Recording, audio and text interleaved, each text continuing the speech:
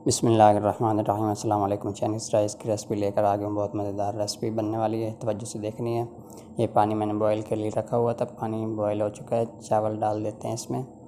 चावल बॉईल कर लेंगे तो इसको निकाल देते हैं एक छाननी में। ये 2 अंडे ले लिए, इसके ऊपर डाल दिए काली मिर्ची और नमक।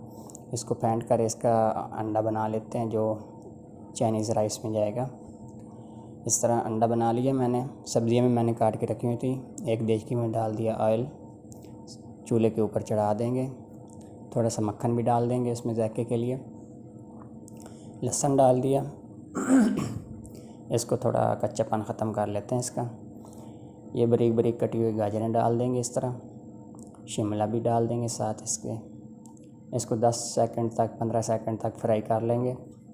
ज़्यादा पकाने की ज़रूरत नहीं होती, सब्ज़ियाँ खड़ी खड़ी रखनी है, इसका कलर ख़राब ना हो जाए। ये मेरे पास ग्रीन प्याज और बंद गोभी थी, वो भी डाल दी। सोया सॉस डाल देंगे 1 चम्मच।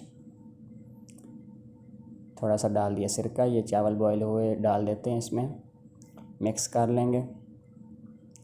मिक्स करने के बाद ऊपर डालेंगे अंडा जो काट कर रखा हुआ था।